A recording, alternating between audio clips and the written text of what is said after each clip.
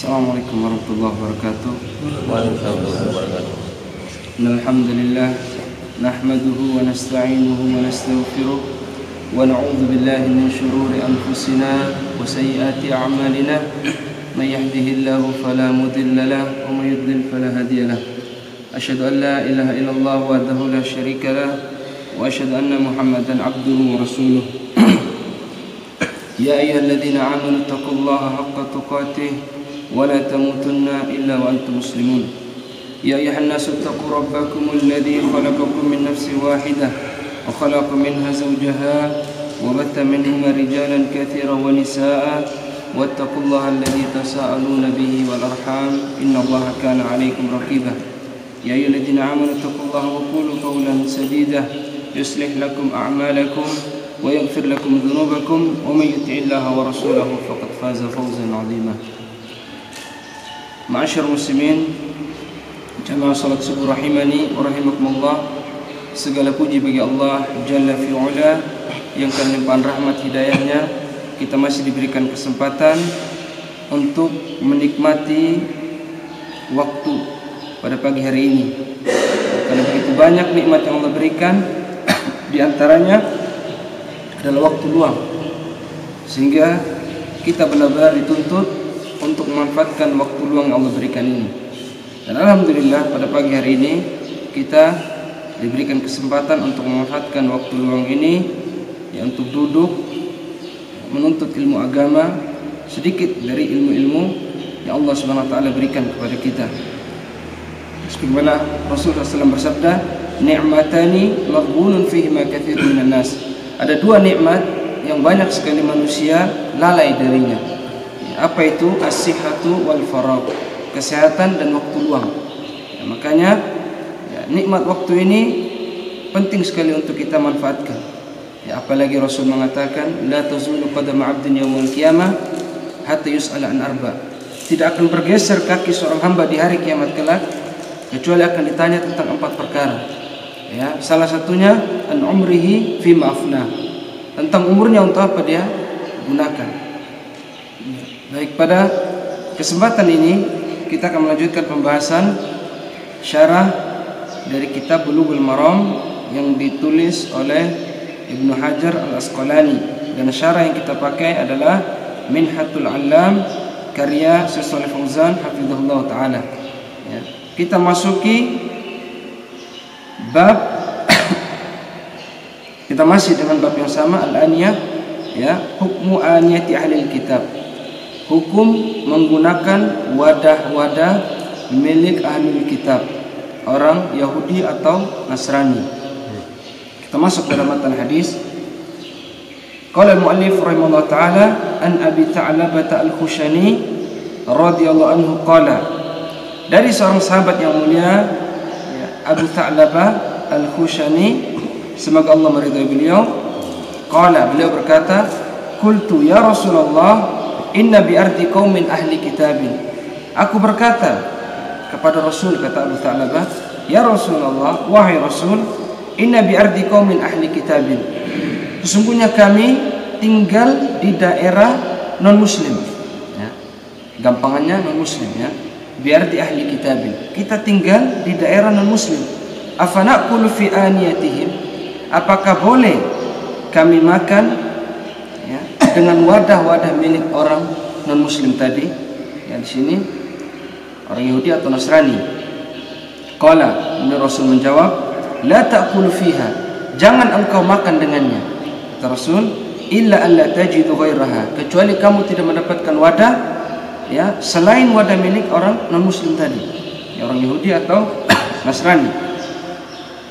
Ya, faghsiluha, sebelum engkau gunakan cuci dulu, kata Rasul. Ya, wa kulu fiha, kemudian makanlah dengannya. Muttafaqun alaih. Hadis ini dikeluarkan oleh Imam Bukhari dan Imam Muslim. Ya, kalau muttafaqun alaih itu Imam Bukhari dan Imam Muslim dari jalur periwayatan yang sama. Ya. Kita masuk pada tarjamatul rawi. Huwa Abu Tha'labah al-Khushani, sahabi masyhur bi kunyatihi. Abu Tha'labah ini adalah seorang sahabat yang masyhur dengan kunyahnya. Ya, namanya tidak terkenal tapi kunyahnya yang dikenal. Nisbatu ila Khushain bin Namir, ya, ya, min Quda'ah. Ikhtalafa fi ismihi wasmu abihi ikhtilafan katsiran. Para ulama khilaf tentang nama Abu Tha'labah ini dengan nama orang tuanya. Dzakar al-Hafidz anna aktsara alama ismihi Jurthum. Ya, maka al-Hafidz, kalau dikatakan Hafidz di sini berarti siapa? Ibnu Hajar al-Asqalani. Ya. Ibnu Hajar mengatakan bahwa nama beliau Abu Tha'labah ini adalah Jurthum. Baya Abu Tha'labah Nabi SAW bai'at Ridwan. Beliau merupakan salah satu sahabat yang mengikuti bai'atul Ridwan. Ya. Wa daraba lahu bi sihmihi fi Khaybar. Beliau juga mengikuti perang Khaybar. Ya, wa arsalahu ila qaumihi fa aslamu. Nabi SAW pernah mengutus Abu Tha'labah untuk mendakwahi kaumnya, ya, di Syam sana. Kemudian seluruh kaumnya masuk Islam berkat dakwah Abu Tha'labah. Wa huwa min ahli al-badiyah ya'tamidu as-sayda.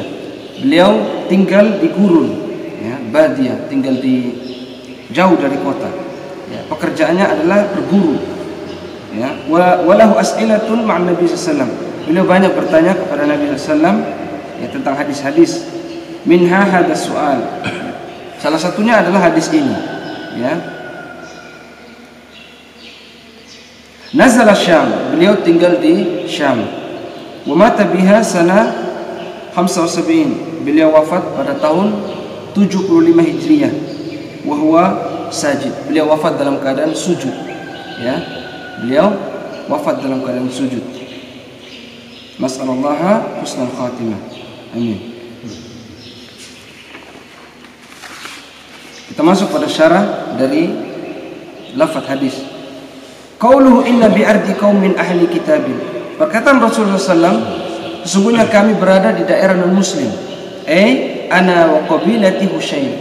Maksudnya ana di sini yaitu aku dan kabilahku. Wal muradu bil ardi Syam.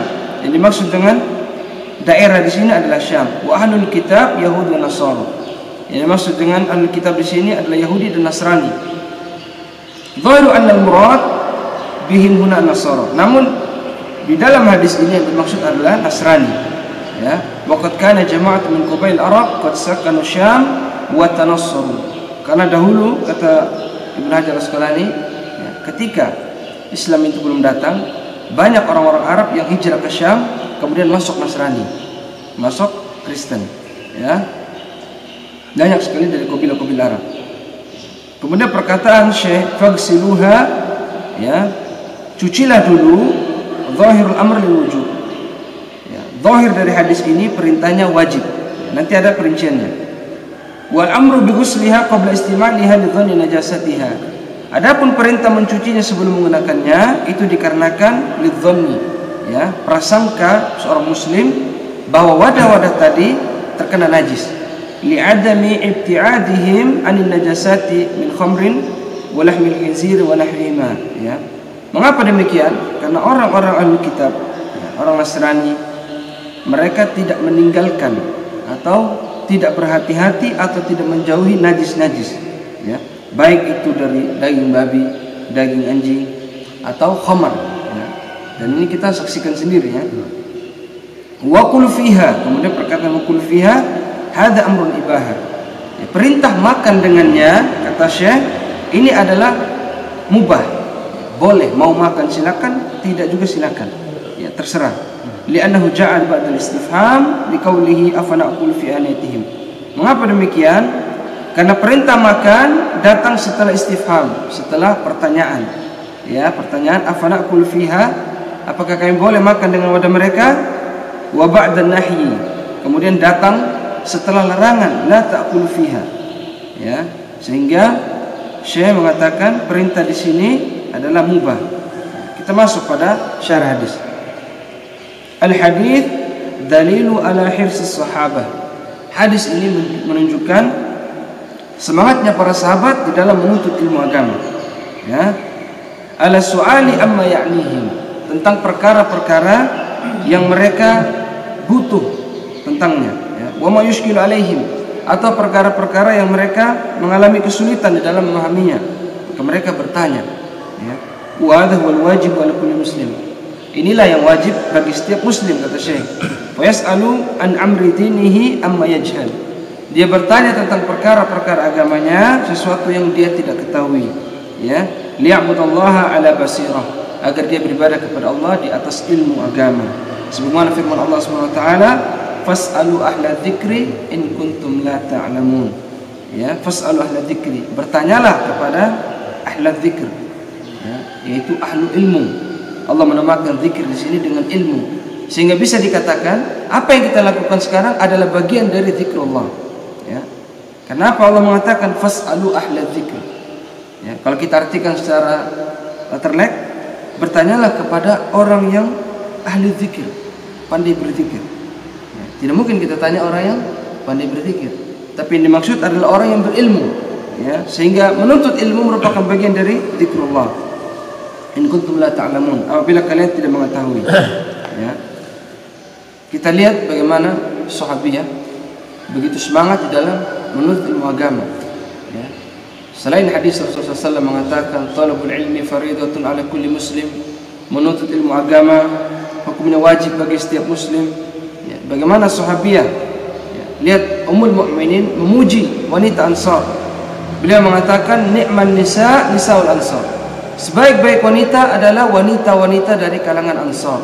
La yamna'unna al-haya an yatafaqahna fid din. Ya. Rasa malu mereka tidak menghalangi mereka untuk menuntut agama. Ya. Jadi jangan malu untuk menuntut agama. Ya. Terus bertanya, ya, dalam masalah apa? Masalah Al-Quran, yang belum bisa mengaji silakan cari guru dan belajar mengaji. Tidak boleh malu di dalam perkara agama. Ya. Kemudian al-hadits dalilu ala ijtinabil aqli fi awani ahli al-kitabi min al-yahudi wal nasara. Ya. Li'annahum la yatawarra'una 'an najasat wa rubbama wada'u fiha al-khamra wa tabakhu fiha al-maytata wal khinzira. Hadis ini menjadi dalil, ya, pentingnya seorang muslim menjauhi, ini dikatakan Syekh, menjauhi wadah-wadah. Wadah di sini bisa piring, bisa gelas, bisa mangkok, bisa apalagi bokor. Yang penting wadah milik orang Nasrani. Ya, saya tidak sebutkan Yahudi karena kita tinggal di daerah Nasrani. Ya. Penting untuk menjauhi wadah-wadah milik orang Nasrani, kata Syekh. Li'annahum la yatawarra'una 'anil najasat, karena mereka tidak meninggalkan najis-najis. Ya. Wa rubbama wada'u fiha al-khamra, bahkan mereka meletakkan najis-najis tadi di dalam wadah-wadah mereka. Ini orang Nasrani. Wa tabakhu fiha al-maytata wal khinzira, bahkan mereka memasak, ya, di dapur-dapur mereka apa? Maitah. Maitah di sini bukan dimaksud bangkai yang sudah bau, bukan. Tapi hewan-hewan yang tidak disembelih secara syar'i. Ya, misalnya saya waktu di Bengapu mendapati ada teman kelas itu kalau potong ayam tidak disembelih, dijepit di pintu. Itu ada teman SMA. Dimasukin ayamnya itu, ya, sampai getar-getar gini, dipukul lagi kepalanya di meja itu, nah, baru sudah diolah. Nah, ini maksudnya bangkai, bukan bangkai yang sudah bau, tidak. Itu semua manusia tidak ada yang memakan. Tapi ini maksud bangkai tidak disembelih secara syar'i. Ya, ada juga yang distrum, ya, di sebagian negara barat mereka tidak disembelih, tapi digunakan cara strum. Ada lagi yang ditusuk dengan alat di sini, dikasih lubang, ada itu. Nah, itu tidak dibenarkan. Itu masuk ke dalam kategori bangkai. Kenapa? Tidak disembelih. Ya, ini yang dimaksud dengan bangkai. Nah, kalau orang Nasrani biasa dengan seperti ini, ya, tidak ada aturan soalnya. Ya, ditikam, dijepit, pokoknya intinya mati. Ya, kadang dimasukin ke dalam karung, diikat terus dipukul pakai balok. Ini bangkai semuanya. Ya, ini termasuk bangkai. Wa huna ta'arud al-asl. Sekilas dalam hadis ini terdapat ta'arud, pertentangan, ya. Ya, sebagaimana kaidah usul mengatakan al-aslu fil asya' al-hilw wal ibahah atau at-taharah. Hukum kaidah asal mengatakan hukum segala sesuatu, ya, termasuk wadah-wadah, taharah, suci. Ya, tapi kenapa dalam hadis ini, ya, dikatakan tidak boleh, padahal hukum segala perkara halal, suci, ya, kata Syekh. Ma'a ghalabati dhann, bersama dengan prasangka yang kuat. Wa huwa adamu tawaqihim an-najasah, yaitu ya orang-orang Nasrani tadi tidak menjauhi najis, sehingga ya farajjahat ghalabatu dhann haitsu qawiyan. Maka kaidah usul tadi dikalahkan dengan prasangka yang kuat tadi. Ya, meskipun hukum segala sesuatu boleh, tapi karena kita mengetahui kebiasaan orang Nasrani itu, ya, kebiasaan Ahlul Kitab, mereka ya memasak babi, anjing dan sebagainya di wadah mereka, maka berubah tadi yang aslinya suci menjadi tidak boleh. Ini kata Syekh. Hal ini dikuatkan ya dengan hadis dari lafaz Imam Abi Daud. Ya, kata Imam Abi Daud dalam kitabnya, ya, inna nujawiru ahlal kitabi wa hum yatbaquna fi qudurihim al-khinzira wa yashrabuna fi aniyatihim al-khamra. Lafaz dari Imam Abu Daud ya dari Abu Tha'labah ini agak lain dengan yang ditulis oleh Ibnu Hajar. Dua-duanya sahih. Di dalam lafaz Abu Daud dikatakan, ya, Abu Tha'labah menceritakan kepada Rasul, kami bertetangga dengan orang Nasrani, orang Yahudi, kata Abu Tha'labah kepada Rasul, ya. Dan kami melihat mereka memasak di panci-panci mereka daging babi, ya. Dan mereka meminum dari gelas-gelas mereka al-khamar. Ini yang membuat hukum asal tadi kalah dengan, karena ada hadis yang menguatkan lagi. Selain ada ghalabatu dhann, ada hadis yang menguatkan, sehingga kita dianjurkan untuk menjauhi wadah-wadah milik orang Nasrani. Nanti ada penjelasannya bagaimana seharusnya. Al-hadits dalilu ala jawaz istimali aniyat ahli kitab bisyartaini. Hadis ini juga menjadi dalil bolehnya menggunakan wadah ahli kitab dengan dua syarat, kata Syekh. Ya, bisyartaini al-madhkuraini fil hadits. Yang pertama, syarat yang pertama, alla yujadu ghairuha. Tidak ada lagi wadah kecuali wadah milik orang Nasrani misalnya. Antum ke kampung tidak ada lagi piring kecuali piringnya mereka. Nah, ini syarat pertama. Kemudian syarat yang kedua, antughsal, harus dicuci. Ya. Ya, dua syarat ini kalau mau pakai wadahnya orang Yahudi atau Nasrani. Pertama, tidak ada lagi piring atau gelas kecuali punya mereka. Ya. Kemudian kedua, harus antum cuci. Entah antum yang cuci atau mereka yang cuci. Intinya harus dicuci. Dan antum tahu sudah dicuci. Bukan tiba-tiba datang dari dapur, ya, antum tidak tahu apakah sudah dijilat dari dapur sana atau sudah, ya, terus antum langsung pakai, jangan. Ya. Pertama cari dulu ada yang lain, ya.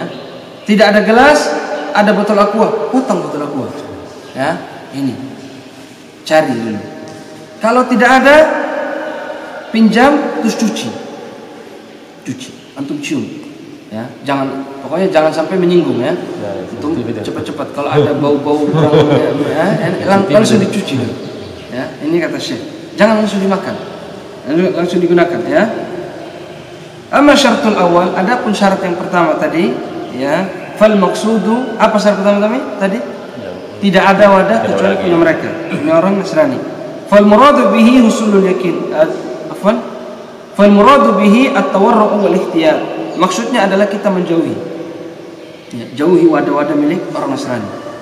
Fala tasta'milu awanihim walau ba'dal ghusliha.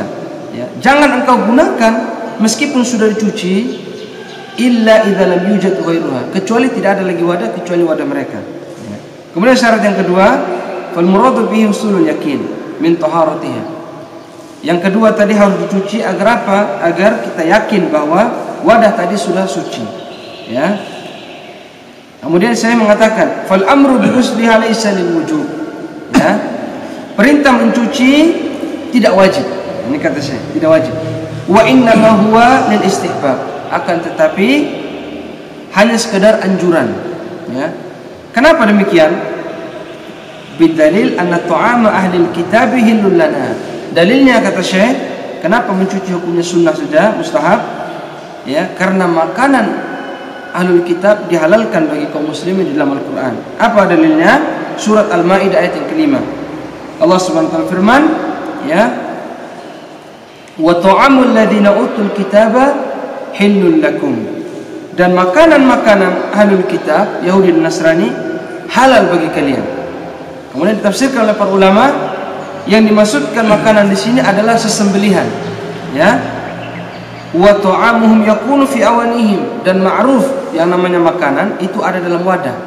Ya, tidak mungkin orang kasih kita makanan bawa tanpa tempat. Pasti ada tempatnya. Maka apabila makanannya halal, maka tempatnya pun suci, kata Syekh. Boleh kita gunakan. Fadalla dzalika ala annahu la yajibu ghusliha. Ya.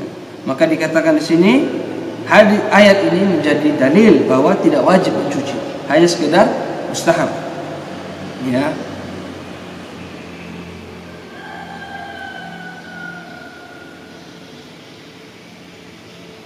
Nah, ini dikatakan, ya, wa yakunu dzalika huwa shariful amri fil hadits al-wujubi ila istihbab.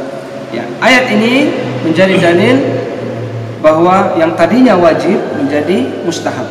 Ya, jam'an bainal adillah. Hal ini dikarenakan digabung antara dalil dari Al-Qur'an dan dalil dari hadis, sehingga perlu menyimpulkan bahwa hukum mencuci tadi hanya sekedar mustahab. Ya, artinya kalau antum tidak mau cuci boleh. Ya. Tapi untuk hati-hati, lebih baik antum cuci. Ya.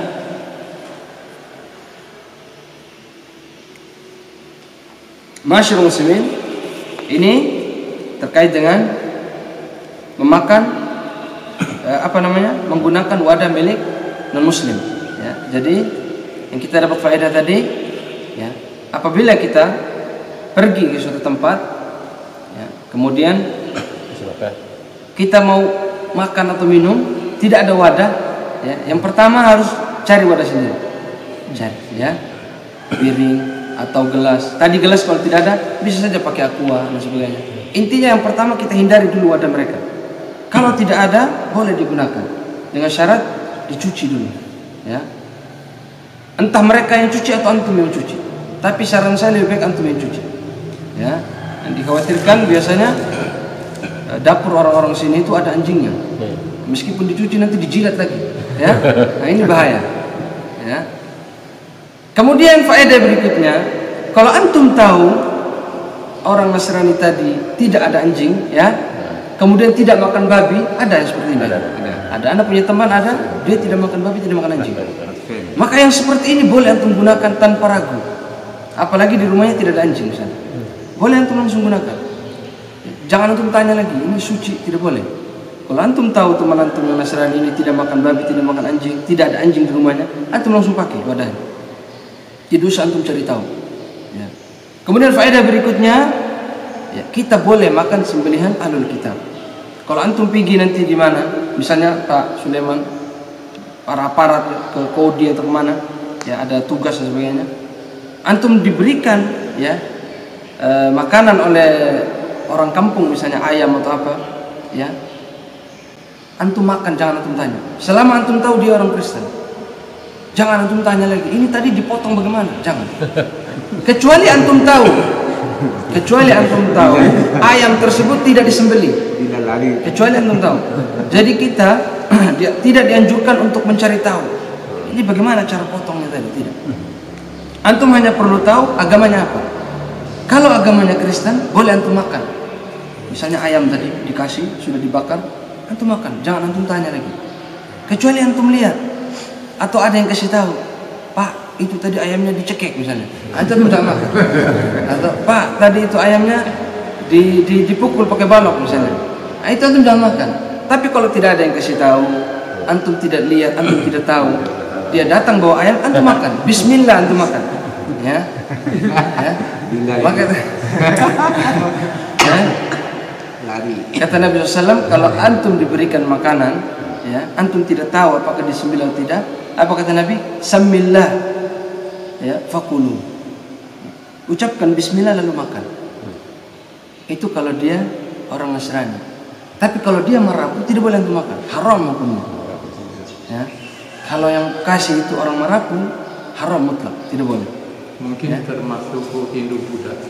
Termasuk Hindu Buddha, seluruh, kecuali ahlul kitab saja, kecuali Nasrani dan Yahudi. Ya, ini banyak sekali ikhwan yang tidak mengerti kan. Ya, jadi kalau ayam kadang kita harus sembelih sendiri apa ya, kadang itu menyinggung. Tapi kalau tuan rumah kasih suruh antum sembelih, alhamdulillah itu lebih bagus lagi. Tapi kalau langsung dikasih antum makan, halal, tidak usah cari-cari tahu. Ini tadi dipotong pakai apa, antum tidak dituntut untuk itu. Tapi kalau sampai informasinya ke antum dicekik, antum jangan makan. Ya, ini indahnya Islam. Ya, indahnya Islam seperti ini sebenarnya. Harusnya seperti ini. Antum dikasih kambing, tidak usah antum cari tahu, antum makan. Tapi kalau antum sudah tahu tidak disembelih, ya, jangan. Atau mereka sembelih dengan mengucapkan nama selain Allah. Ya, misalnya apa? Ya kalau dulu ya, Lata Uzza, ya. Kalau sekarang mungkin ada ucapan-ucapan, ya Yesus dan sebagainya, maka ini haram. Ya, tapi kalau antum tidak tahu antum makan. Kembali lagi ke kemasan. Ya. Hurrimat alaikumul maitatu wad-dam wa lahmul khinzir wa ma uhilla bihi li ghairillah. Diharamkan bagi kalian bangkai, kata Allah Subhanahu wa taala, ya. Daging babi, darah dan hewan-hewan yang disembelih dengan nama selain Allah Subhanahu wa taala. Tapi kalau tidak diketahui langsung makan. Saya dulu waktu masih di Wengapu sering ya temani keluarga ke Waijelu. Itu ada temannya orang tua, itu biasa ngasih ayam, orang tua tidak makan. Saya juga tidak makan waktu itu, tidak tahu. Ya, padahal sebenarnya boleh kita makan. Ya, boleh. Tidak ada larangan. Ya. Kemudian faedah berikutnya dari hadis ini, bolehnya seorang muslim tinggal di daerah non-muslim. Ya. Bolehnya seorang muslim tinggal di daerah non-muslim dengan syarat, kata Syekh tadi. Ya. Dia pertama, ya, Islamnya bagus. Seorang kalau dia mengkhawatirkan agamanya dengan tinggal di daerah non-muslim, maka dia dianjurkan untuk hijrah ke daerah kaum muslimin. Contoh, ya, ada ikhwan tinggal di sini di Wekubak, di sini berteman dengan orang non-muslim misalnya. Ya. Agamanya buruk. Ya. Teman-teman muslimnya mungkin hanya 1-2. Intinya terpengaruh sekali dengan lingkungan. Maka dia dianjurkan untuk hijrah ke daerah kaum muslimin. Tapi kalau bagus agamanya di sini, dia bisa sholat dan sebagainya, maka dia tidak mengapa tinggal di daerah non muslim. Syarat yang kedua, dia bisa menampakkan syiar-syiar Islam. Dia tidak dihalangi untuk sholat, dia tidak dihalangi untuk menampakkan sunnah. Ya. Cingkrang misalnya, janggut, ya, pakai baju-baju muslim, tidak dilarang. Maka boleh untuk tinggal di daerah non muslim tersebut. Contohnya kita di WKUBA. Alhamdulillah, ya, kita di sini ajan tidak ada yang larang, ya, sholat tidak ada yang larang, ya. Menampakkan sunnah secara zahir, misalnya ada jenggot dan sebagainya, ya, tidak dilarang. Maka ini tidak mengapa untuk tinggal di daerah non muslim. Ya. Meskipun ada hadis Rasulullah SAW mengatakan, ya, ana bari'un minal muslim alladhi yaqumu baina adhhuril musyrikin. Aku berlepas diri dari kaum muslimin yang tinggal di daerah non muslim, kata Rasulullah SAW. Ya. Maka hukum asal kita itu dianjurkan untuk hijrah. Hukum asalnya kita di sini dianjurkan untuk hijrah ke daerah kaum muslimin. Ya. Tapi apabila ada, ya, hajat di situ, Pak Wahyudin, Pak Sulaiman ada tugas di sini dan bisa menampakkan Islam di sini, bisa ibadah, maka tidak mengapa. Ya. Atau orang asli di sini misalnya yang masuk Islam, dia bisa menampakkan Islam, ya, bisa menampakkan syiar-syiar Islam, tidak ada larangan dan sebagainya, boleh dia tinggal di sini.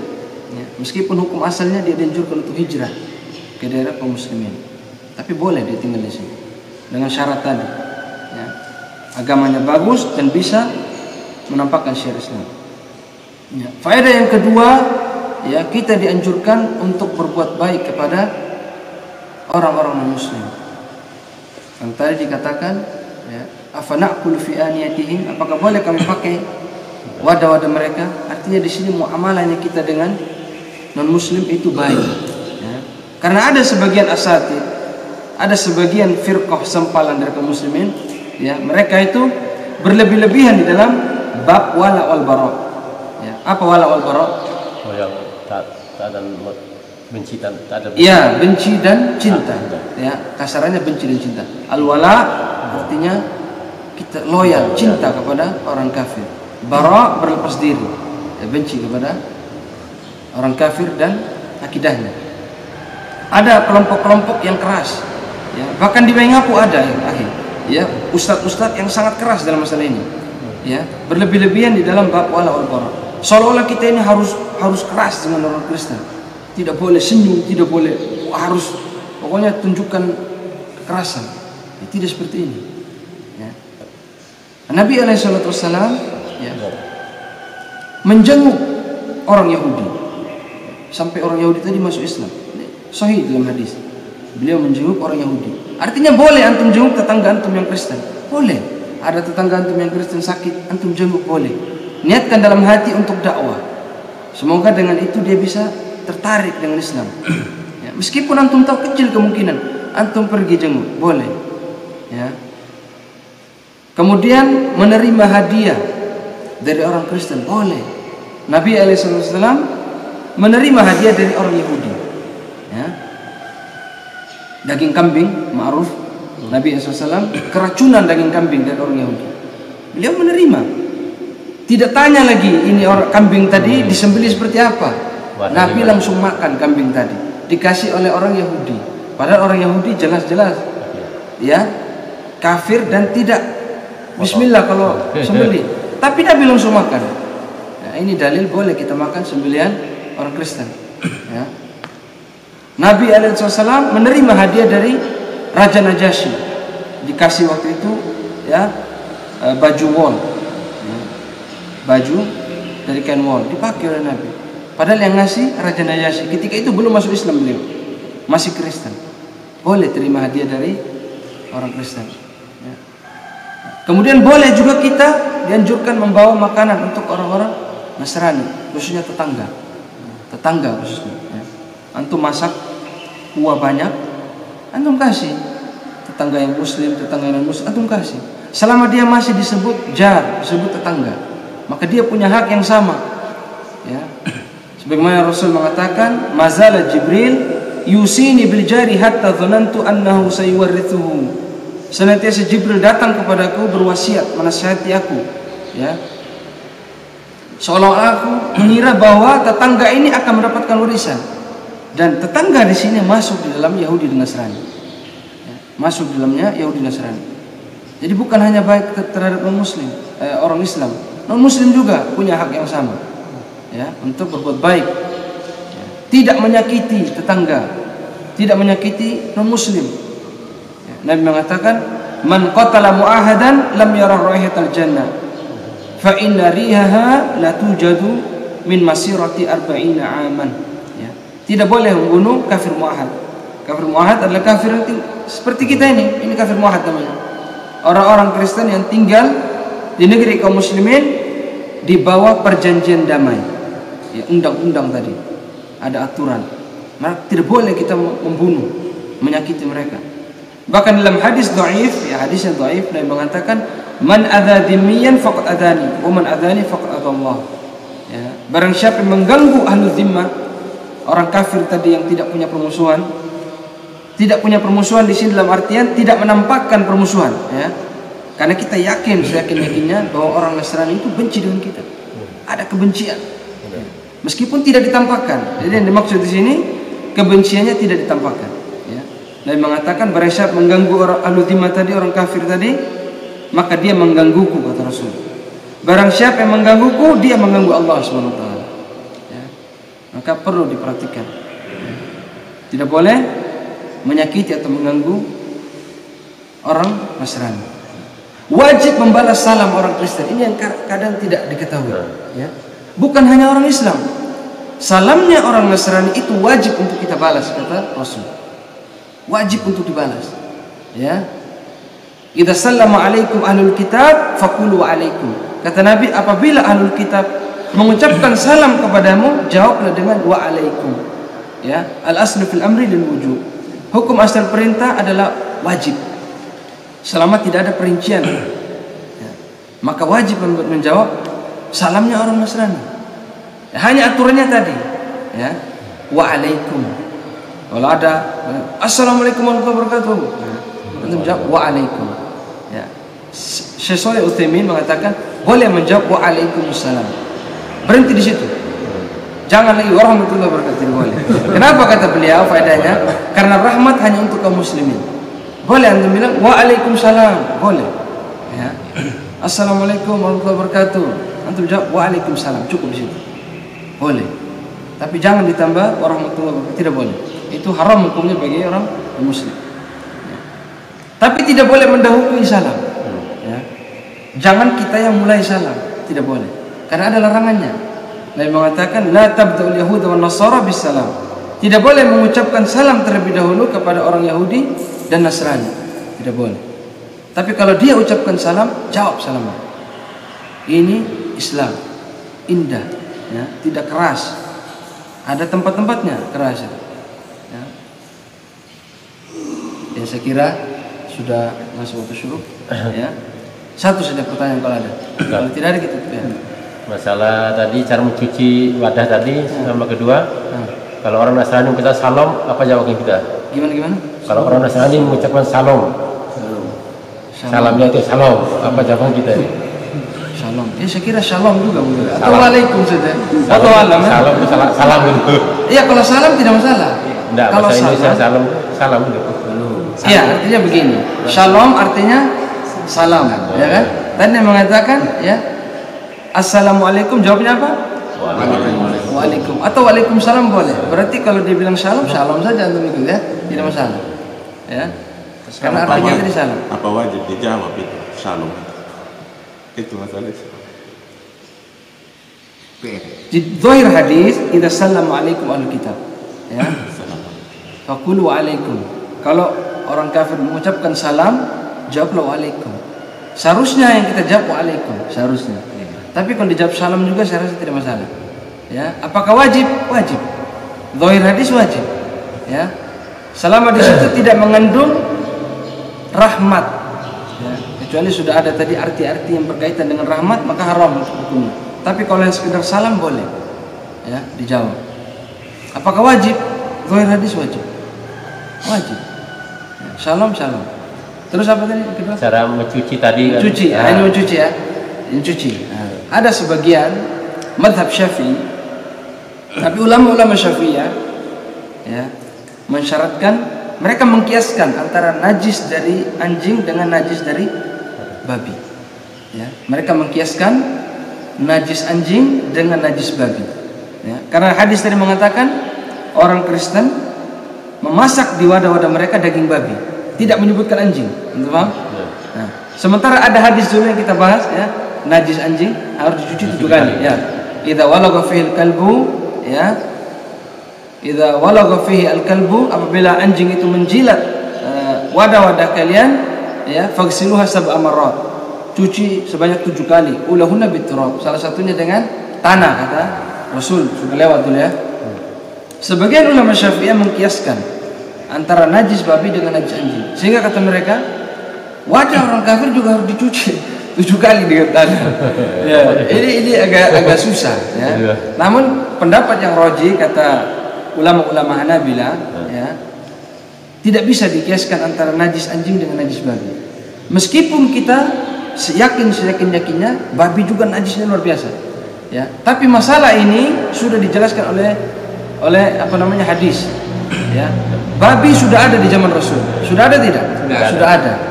Seharusnya ketika Nabi mengatakan ya, apabila wadah kalian dijilati oleh anjing dan babi, harusnya. Tapi Nabi tidak menyebutkan babi. Nabi hanya menyebutkan anjing. Sehingga najis air liur dengan najis babi tidak bisa dikiaskan. Ini kias ma'al farid kata Syekh. Tidak dibenarkan untuk dikiaskan. Maka cuci biasa.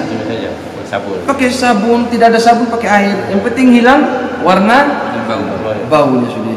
Warnanya sudah tidak ada kuning-kuning, tidak ada bau, tidak ada, sudah suci. Cukup, tidak usah lagi pakai tanah 7 kali, tidak. Ya, paham ya? Sudah ya? Kita tutup dengan doa kafaratul majelis. Subhanakallahumma wa bihamdika, asyhadu an la ilaha